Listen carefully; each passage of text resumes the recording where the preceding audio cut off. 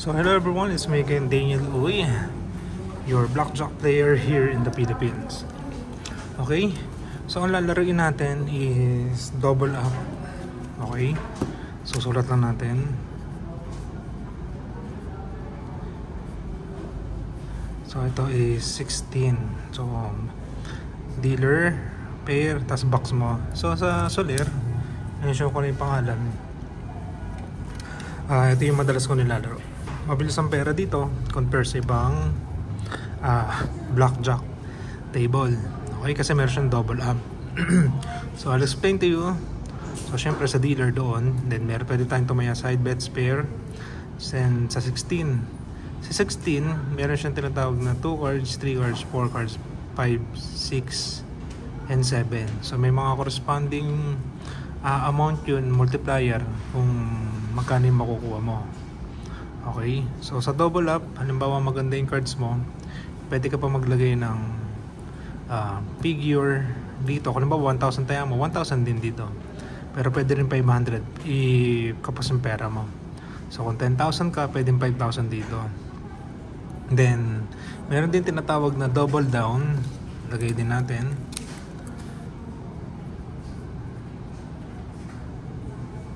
Double down.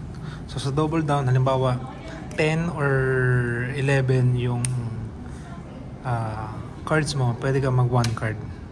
Sa double up, hindi na siya bubunot. So parang magtataya ka ng dalawa. Okay, so assume natin na itong barahan na to is 8 decks. So babalasahin na lang natin kada play. So tuturuan ko kayo kung paano maglaro. Ganito usually swertihan lang talaga dito. Pag maganda yung bigayan ng machine, pwedeng manalo tayo. Okay? So cut lang natin. Assume lang natin na machine ang gamit natin. Medyo mahal kasi yun, hindi tayo pwede mag props ng ganun. Okay? So unang bubunutin is yung sa sa card mo muna. Then sunod na bubunutin is yung dealer. So 1 showing lang muna siya, then tayo 2 showing. So 18. Since 18 to at dehado tayo, syempre wala naman nag-hit dito sa 18, wala nagdo-double down and di nagdo-double up kapag 10. So stay na tayo. Then ang bunot is blackjack agad. Ang pangit ng bunot. Okay, 4 versus 2. So 10. So siyempre bunot tayo dyan. So 20 tayo. Actually pwede mong double down to kung matapang ka against picture. Then 17, panalo tayo. So the goal ng larong to is mabusted si dealer. So may mga diskarte yan. Okay, so kung busting card naman yan, pabas mo na lang siya, huwag mo nang habulin.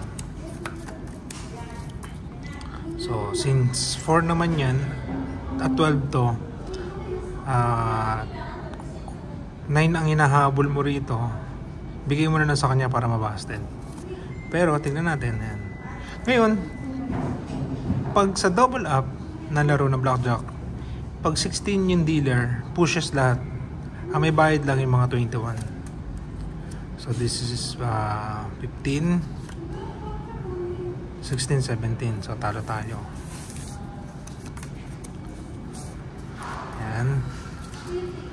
So since soft 7 tayo, hirit tayo.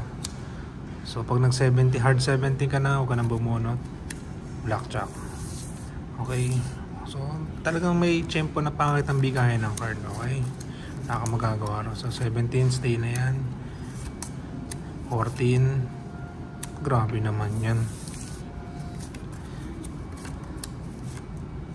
18, stay na yan. 15 and busted. So wakas nanalo rin.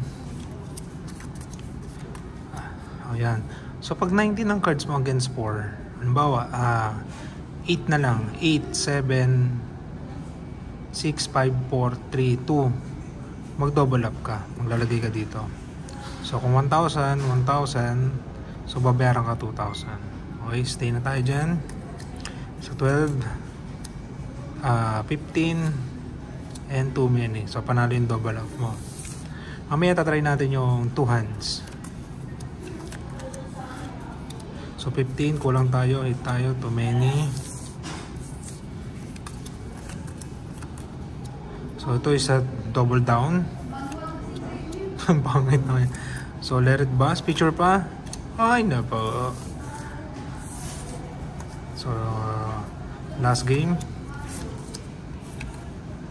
So hirit lang. Ilan na yan? Naging bobo 12. So kulang pa tayo, under tayo. Too many. Wizard na yan. So balasa ulit tayo ng cards natin. So yun talaga. Meron tayong tinatawag na dealer's edge. Sa dealer's edge na yon, lamang ang panalo ng dealer compared sa player. So machine kasi yung ginagamit sa mga casino ngayon dito sa Pilipinas kasi natuto na sila. Sa US kasi naka-deck. Takot sila sa mga card counter. Ayan. Blasa lang natin. Ayan. So laro pa tayo ng isang game. Ayan, pakikita ko kayo ng mga diskarte. Char. So since under tayo, hit pa tayo. So 19, maganda na yan. So ang magpapanalo sa atin dito is 9 and 8 or busted. So 16. Pag 16, tabla lang pag sa double up. Okay? So balik tayo lang yan. Sorry, wala tayong props masyado. So 20 na to. Huwag mo nang bunutan to para magtabla lang kayo kasi baka pumangit pa yung card mo. So 16, tabla ulit. So pag nag side bet ka rito sa 16, panalo ka.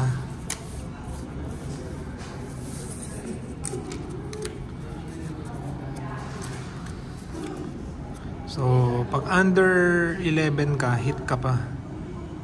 11 and under, hit against 3. So since 15 na tayo, no need na maghabol, baka mabasted pa tayo. So diba kung nag-hit tayo, hinabol natin, busted yan. 19, diba? So either way,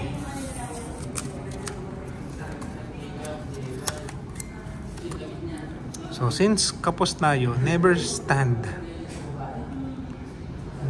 stay sa mga under. Kung 17 ka, okay, stay ka na. Pero kung 16 and below ka, hit ka against 8. Kasi malay mo, baka yung binubunot mong cards, yan yung magpanalo sa'yo. Wala kang magagawa, under ka eh. Hindi naman basta yung card yan eh. So 17 ka na. O anong kailangan mabunot dito? 9 or 7.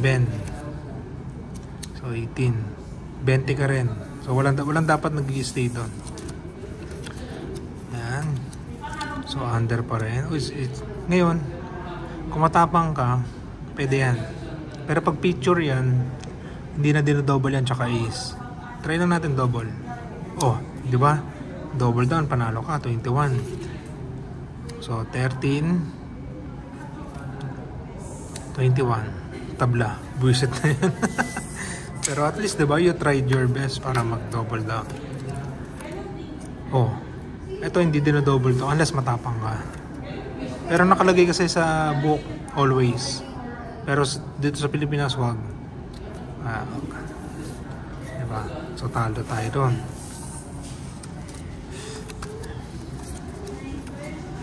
So this is a blackjack. Pero since 10 ang showing, a picture monkey, hindi ko pa nila babayaran. Pero bubunot sila ng 1 card. Hanggang 1 card lang ang bubunutin nila ha. Putang ina, tinabla pa. Wisit na yan. Oops. Tinabla pa no. Anyway. Bunot na tayo. Last game. Yan. 7 against 17. Stay na yan.